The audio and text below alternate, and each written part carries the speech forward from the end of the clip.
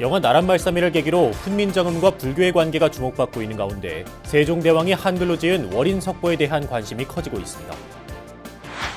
경제적 어려움을 겪어온 독립운동가 후손들에 대해 서울시가 지원을 강화하기로 하면서 역사 속에 묻혀있는 불교계 독립운동에 대한 발굴과 재조명이 시급하다는 지적입니다. 제주불교의 중흥조로 평가받는 해월당 복려관 스님을 기리는 뮤지컬이 제작돼 첫 선을 보였습니다. 월정사주지 정념 스님이 중앙승가대에서 명예 문학박사학위를 받았습니다. 승가의 학풍을 세우고 동문화합에 솔선수범한 공로를 인정받았습니다. 서울 도심의 천년고찰 강남 봉은사의 연꽃축제가 더위에 지친 시민들에게 시원함과 넉넉함을 안겨주고 있습니다. 안녕하십니까. 8월 21일 수요일 BBS 뉴스입니다. 신미 대사가 한글 창제에 깊이 관여했다는 내용의 영화 나란말싸미가 극장에서 선보인 것을 계기로 훈민정음 창제 과정과 불교의 역할에 대한 보다 체계적인 연구가 이루어져야 한다는 목소리가 높아지고 있습니다. 이런 상황에서 훈민정음과 불교와의 연관성을 엿볼 수 있는 책 월인석보 훈민정음의 날개를 달다가 출간돼 대중적 관심을 낳고 있습니다. 첫 소식 홍진호 기자가 보도합니다. 세종대왕의 둘째 아들로 단종을 패하고 왕위에 오른 세조는 조선 최초의 한글 대장경 월인석보를 즉위 5년인 1459년에 간행합니다. 세종이 펴낸 월인청강지곡의 월인과 자신이 지은 한글 경전 석보상절의 석보를 합편한 월인석보는 아버지를 도와 훈민정음 창제에 관여한 세조가 세종의 뜻을 이어받은 불교 서적입니다. 1446년 훈민정음 반포 후 12년 만에 나온 한글 대장경은 훈민정음 창제에는 세종이, 배포에는 세조가 앞장섰으며 그 배경에는 불교가 있음을 단적으로 나타냅니다. 세조가 아니면 우리가 불교뿐만 아니고 훈민정음 내지는 우리 한글을 이렇게 쓰기는 어려울 것이다. 저는 이렇게 봅니다. 세종이 창제하는 데 많은 역할을 했지만 한글을 배포하는 데는 바로 세조의 역할이 가장 큰 역할을 한 분 중에 한 분이라는 거죠. 이와 관련해 월인석보 훈민정음의 날개를 달다의 저자 정진원 교수는 석보상절 뒤에는 신미대사의 동생인 김수원의 그림자가, 월인석보 뒤에는 신미대사가 서 있는 모습이 보인다는 말로 유교의 나라 조선에서 훈민정음 창제 이후 집중된 한글 역경 사업의 배경을 설명했습니다. 정 교수는 세종과 세조 모두 불교학과 언어의 천재이지만 훈민정음 반포 후 불과 10개월 만에 24권의 석보상절이 완성이 되고 곧바로 월인청강주곡이 편찬된 것은 당대 집단지성의 힘이며 이중 월인석보는 신미대사가 주도했을 것이라고 추론했습니다. 10개월 만에 석보상절이 24권이 완성이 된다는 거 지금으로서도 우리는 거의 상상할 수 없는 짧은 시간이지 않습니까? 그리고 또 그 석보상절을 보고 아버지 세종이 600수에 가까운 월인청강지곡을 짓습니다. 그러니까 뭐 이거는 정말 이분들이 불교학의 또 언어학의 천재라고 하더라도 평생의 역작으로 하기에도 저 지금 이 책을 한 권 내는데 30년, 40년 걸렸다고 하지 않습니까? 대단한 거죠. 그렇다면 반드시 조력자가 있었을 것이다. 집단 지성의 힘이 들어가 있을 것이다. 영화 나란말싸미 제작에 이어 이번 신간 발간에도 큰 도움을 준 훈민정음 해례본 원소유처 안동 광흥사주지 범종 스님은 최근 훈민정음 창제 과정을 두고 빚어진 역사 왜곡 논란을 안타까워했습니다. 그러면서 영화 나란말싸미의 내용 중 80% 이상이 역사적 고증을 거쳤음에도 대한제국 형성 후 만들어져 굳어진 잘못된 역사관이 논란을 불러왔다고 지적했습니다. 역사를 공부하면 다 알게 돼 있어요. 근데 역사를 모르는 지금에 있는 어떻게 보면 대한제국 형성된 이래로 모든 우리 불교적으로 있던 내용들, 한글에 대한 내용들은 다 배제를 시켜놨던 거예요. 거기는 이제 바로 대한제국 형성을 했던 기독교 선교적인 이런 문제로서 이제 오다 보니까 모든 이 불교 학자들이 서구적인 교육을 받아서 지금에 왔다 보니까 이런 현상들이 납니다. 후민정음 반포 직후 간행된 석보상절과 월인 청강지고 그리고 대르리어 간행된 월인 석보는 오늘날의 한글이 조선왕조의 전폭적인 지원과 당대 스님들의 노력이 반영된 결과물임을 소리 없이 전하고 있습니다. 한국불교역사문화기념관에서 BBS 뉴스 홍진호입니다. 일상에서 일어나는 부모와 자식 간 갈등을 화쟁 사상으로 풀어보는 자리가 마련됩니다. 조계종 화쟁위원회는 한국대학생불교연합회와 공동으로 내일 오후 한국불교역사문화기념관 국제회의장에서 화쟁 가족을 만나다를 주제로 이야기마당을 개최한다고 밝혔습니다. 이야기마당 1부에서는 가슴을 열어라란 테마로 부모 세대와 자식 세대 간 갈등에 대해 자유롭게 발언하는 시간이 마련되고 2부 화쟁 대화에서는 1부에서 나온 이야기를 바탕으로 역지사지 공감 토크 등의 프로그램이 진행됩니다. 조계종 화쟁위원회는 부모와 자식 세대가 솔직한 대화를 통해 서로 공감하고 이해하는 자리가 될 것으로 기대하고 있습니다. 서울시가 경제적 어려움 등으로 힘겨운 생활을 이어온 독립운동가 후손들에 대한 예우와 지원을 강화하기로 했습니다. 독립유공자 후손 지원과 함께 역사 속에 묻혀있는 불교계 독립운동가들을 발굴하고 재조명하는 일이 시급하다는 목소리도 커지고 있습니다. 전경윤 기자가 취재했습니다. 3.1운동 민족대표 33인 가운데 한 명인 오화영 선생의 외손녀 84살 현종명 할머니, 만주로 건너가 독립운동을 한 고 양승만 선생의 5째 딸인 78살 양옥모 할머니, 독립유공자의 후손인 이들은 그러나 공공근로로 간신히 생계를 잇거나 지하방을 전전하는 등 힘겨운 삶을 이어나가고 있습니다. 서울시가 독립유공자와 후손 1000여 명을 조사한 결과 74%가 월소득이 200만 원에 못 미치는 것으로 나타나 조상에 대한 명예와 자부심만 갖고 살기에는 생활 형편이 너무 힘든 것으로 조사됐습니다. 독립유공자의 74.2%가 월소득 200만 원 미만, 70.3%가 보유재산 2억 원 미만으로. 이에 따라 서울시는 내년부터 독립유공자와 유가족들에게 한 달에 20만 원씩 생활지원 수당을 지급하기로 했습니다. 현재 서울시는 보훈수당으로 월 20만 원을 지급하고 있지만 저소득 후손들에게 추가 수당을 주는 것입니다. 지원 대상은 기초생활수급자이거나 가구당 소득이 서울 기준 중위소득 70% 이하인 3,300여 가구가 여기에 해당됩니다. 지금까지 서울시는 독립의 정신을 계승하기 위해 많은 노력을 해왔지만 이러한 노력에도 독립유공자 후손 중에 경제적 어려움 등을 겪고 계시는 분들이 여전히 많이 있습니다. 서울시는 또 상하수도 요금과 서울시 공영주차장 주차료 감면 혜택을 주고 후손들의 주거생활 안정을 위해 서울 고덕 강일 마곡지구 국민임대주택 가운데 5%인 178호를 이들에게 특별 공급하기로 했습니다. 서울 소재 대학에 다니는 독립유공자 4, 5대손 대학생 100여 명에게는 매년 300만 원의 장학금도 지급합니다.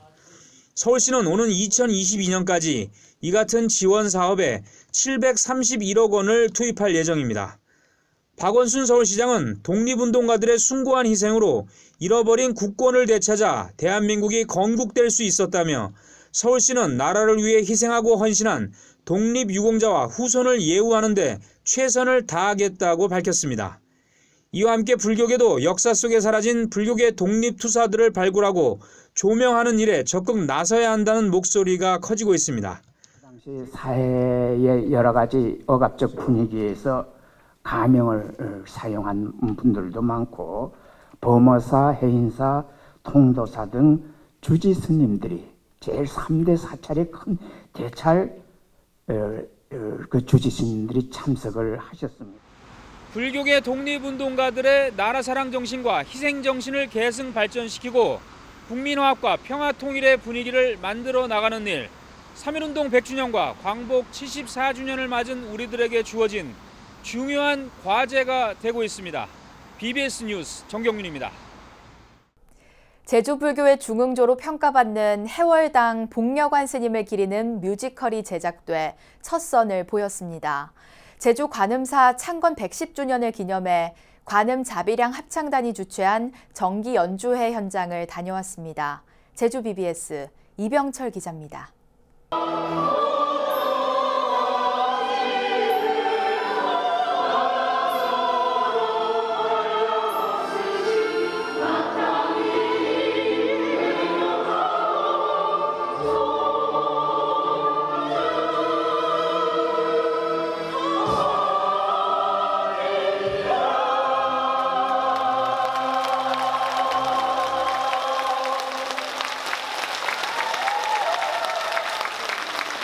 이보다 더 장엄하고 여법할 수 있을까? 관음 자비량 합창단이 피날레로 부른 안녕검과 합창에 관객들의 우레와 같은 박수 소리가 터집니다. 음악이 안겨준 환희심이 복려관 스님에 대한 깊은 존경심으로 피어오릅니다. 관음 자비량 합창단이 첫 뮤지컬로 선보인 공연은 제주불교 중흥조 복려관 스님이 걸었던 험난한 길을 실감나게 되돌아보게 합니다. 복려관 스님 역을 맡은 장부인 단원은 가슴 벅찬 기쁨을 감추지 않습니다. 지난 1년 동안 뮤지컬을 연습하면서 복려관 스님의 그 삶을 뼛속까지 스님을 담고자 노력했던 것 같습니다. 자연스레 복려관 스님의 굴곡된 삶을 통해서 제주불교의 역사를 바로 보는 어떤 계기가 된 것 같습니다. 복려관 스님을 역을 맡아서 제주불자로서 가장 큰 자부심이고 기쁨이었던 것 같습니다. 제주 관음사 관음 자비량 합창단의 뮤지컬은 관음사 창건 110주년을 기념해 합창단의 제9회 정기 연주회로 열렸습니다. 제주 지역 불교 합창단의 최초 뮤지컬이기도 한 이번 공연은 복려관 스님이 유교 사상이 강한 집안에서 관세음 보살을 만나 기도하며 온갖 어려움을 이겨내는 과정을 그려냅니다. 이번 뮤지컬을 하게 된 것은 관음사나 저희 합창단의 위상도 있지만 해울당 복려관 스님의 많은 업적을 제주 도민 더 나아가서 우리나라의 모든 국민들에게 해울당 복려관 스님의 업적과 위대함을 알리고 싶었는데 조그맣게 밑거름이 되었으면 하는 과정에서 준비되었습니다. 관음 자비량 합창단은 다음 정기 연주회에서 복려관 스님이 출가와 관음사 창건 등 제주불교 중흥에 매진하는 모습을 2탄으로 선보이겠다는 포부입니다. 관음 자비량 합창단이 처음 선보인 창작 뮤지컬은 제주 지역 30여 개 합창 단원들의 활동에 폭을 넓히는 기폭제가 될 것으로 보입니다. BBS 뉴스 이병철입니다. 제주 관음사 신도회 김문자 회장이 연임됐습니다. 조계종 제23교구 신도회는 제주 관음사 선센터에서 정기총회를 갖고 김문자 회장을 비롯해 모든 임원들을 연임시키기로 의결했습니다. 김 회장 등의 임기는 오는 2021년 12월까지입니다. 제주 관음사 신도회는 지난 2017년 출범한 이래 지난해 예멘 난민 제주불교 대책위원회 후원과 봉사활동에 핵심 역할을 했으며 올해는 행복바람이 문화대축전을 열어 불교의 나눔 문화를 널리 확산하는 데도 기여했습니다. 한국 승가 교육기관을 대표하며 불교 발전을 견인해온 중앙승가대가 조계종 제4교구 본사 월정사 주지 정념 스님에게 명예문학박사 학위를 수여했습니다. 총동문회장을 지내기도 한 정념 스님은 승가의 학풍을 세우고 동문화합에 솔선수범한 공로를 인정받았습니다. 보도에 류기환 기자입니다. 조계종 제4교구 본사 월정사 주지 정념 스님이 중앙승가대 명예문학박사 학위를 받았습니다. 중앙승가대 5기로서 그간 학교 발전과 동문화합에 솔선수범했고 종단의 여러 소임을 두루 거치며 한국 불교 발전에 기여했다는 공로가 소개됐습니다. 수행자로서 용맹정전의 끈을 놓지 않으시고 포교사로서 역할의 전 정도의 모범이 되시고 종단의 행정 또한 남다른 식견으로 귀감이 되시고 단상에 오른 정념 스님은 학위 수여식에 참석한 승가대 동문들에게 거듭 감사 인사를 전했습니다. 그러면서 종단 내적으로는 수행문화 진작에 힘쓰고 외적으로는 불교가 대사회적 역량을 강화하는 데 앞장서겠다는 각오를 밝혔습니다. 앞으로 남은 이 삶 속에서 종단과 또 산중의 발전, 여기에 어떻게 하면 좀 더 기여하는 그런 삶을 제가 살 수 있을까 하는 이런 생각. 학위 수여식에 참석한 중앙종회 의장 범해 스님은 수행자로서 전 종도들의 모범이 됐고 올바른 종단 행정을 통해 후배들의 귀감이 됐다며 선배의 박사학위 수여를 축하했습니다. 스님의 인문주의는 불교를 세상과 만나게 하는 뗏목 같은 역할을 합니다. 중앙승가대의 명예문화박사 학위 수여는 정념 스님의 이런 기획과 실천에 대한 적극적 화답일 것입니다. 총동문회장 성행스님도 앞서 제13대, 14대 총동문회장을 역임했던 정념 스님에게 감사의 뜻을 전하며 앞으로도 3천여 명의 동문들이 화합할 수 있도록 힘쓰겠다고 다짐했습니다. 온화하시고 기품 있는 모습으로 단호하고 열정적으로 한국 불교를 이끌고 계신 자랑스러운 동문 정념 스님께서 명예박사학위를 받으시는 자리이기 때문입니다. 스님의 자치를 허무하는 후배로서 축하의 인사를 올립니다. 정념 스님은 2004년부터 오대산 월정사 주지를 맡아 청량선언과 만월선언을 개원해 출가 수행의 터전을 만들고 명상마을을 조성하는 등 제가 수행문화 확산에 앞장섰습니다. 또 2012년 일제강점기에 반출된 유네스코 세계기록유산인 조선왕조실록과 의궤를 환수한 공로를 인정받아 국민훈장 동백장을 받기도 했습니다. 현재는 조계종 100년대계 본부장으로서 종단의 미래를 설계하는 데 매진하고 있습니다. 출가 후에는 화엄과 동양하고 종장이신 판어대종사로부터 선교를 사사하시고 중앙성가대학교에서 현대적인 불교를 수학하여 내적인 틀을 확립했습니다. 중앙승가대 총동문회장을 맡는 등 한국 불교의 지도자급 위치에서 학교 발전에 헌신해온 정념 스님의 원력과 공덕은 종도들에게 귀감이 되고 있습니다. 중앙승가대에서 PBS 뉴스 류기환입니다. 석가모니 부처님의 일대기를 그린 대형 창작 뮤지컬 시다르타가 다음 달 무대에서 관객들을 맞이합니다. 이번만큼은 불교 소재 뮤지컬로서의 흥행 가능성에 기대가 모아지고 있는데요. 탄탄한 스토리와 웅장한 노래, 아름다운 춤이 어우러진 시다르타 제작 발표회를 찾아가 봤습니다. 박세라 기자입니다.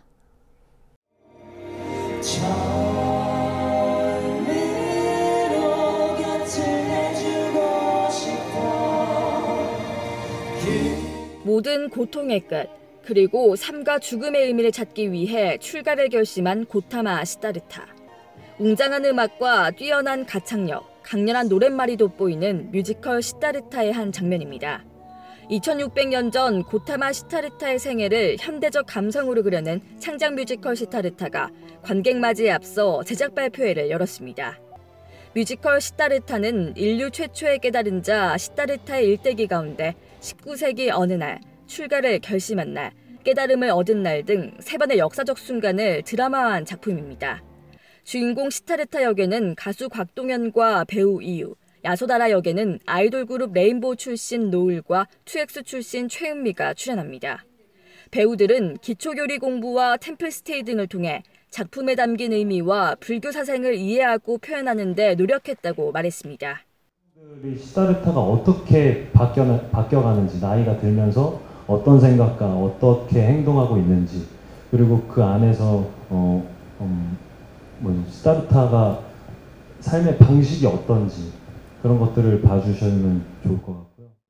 뮤지컬 시타르타는 다음 달 5일 서울 올림픽공원 우리금융아트홀에서 첫 공연을 시작으로 29일까지 이어집니다.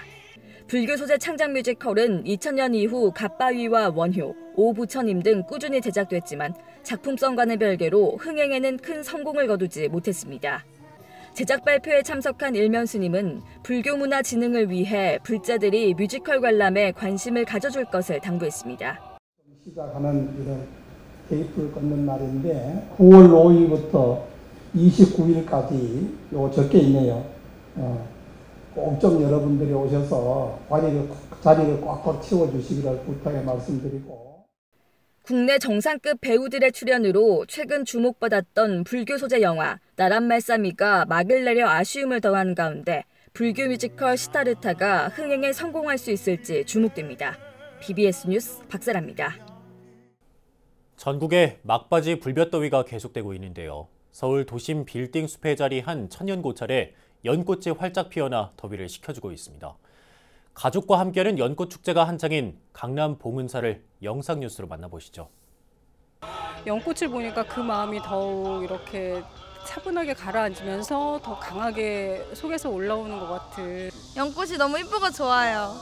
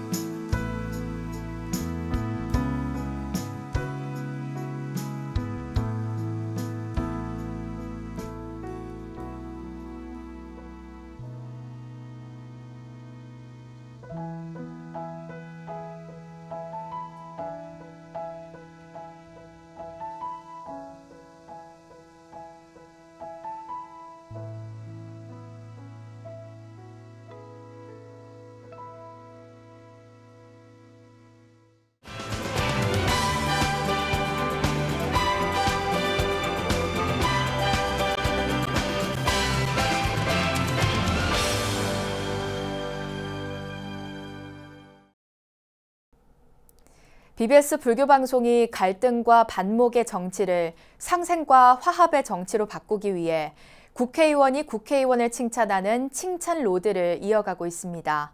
BBS 연중기획 상생의 정치 칭찬합시다.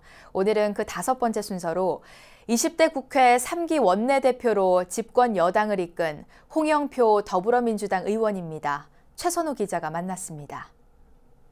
김관영 바른미래당 전 원내대표의 칭찬에 홍영표 의원도 화답했습니다. 원내대표 이렇게 파트너로서 굉장히 중요한 시기를 함께 했고 김관영 대표의 역할이 굉장히 컸고 그걸 높게 평가하고 있죠. 홍 의원은 노동계 출신답게 국회에 입성해서도 환경노동위원회를 고집했습니다. 의원들에겐 큰 인기가 없는 상임이지만 특별히 애착이 갔고 노동 관련 입법에 매진할 수 있어서입니다. 기억나는 거는 이제 그 정년 60세로 연장하는 법안. 그때 아마 경제계가 엄청 그걸 반대를 했었는데 또 주 52시간 으로 그 노동 시간을 단축하는 거라든지 뭐 이런 법안들을 만들었던 것이 저로서는 뭐 보람이라고 생각합니다. 집권 여당 원내대표로 보낸 1년은 정치 인생에 가장 힘들고 어려웠던 순간의 연속이었습니다. 집권 여당의 원내대표라는 게 그래서 힘들더라고요. 상대를 해야 되는 당이 사실상 지금 한 4개 당 아닙니까? 그리고 각 당마다 입장이 다 다른 것을 조정하면서 조율하고 어떤 공통분모를 만들어내서 여야정 협의체를 구성해 모두가 함께 국정을 논의하는 등 협치를 위해 애썼고 최근에는 백서를 발간해 그 과정을 기록으로 남겼습니다.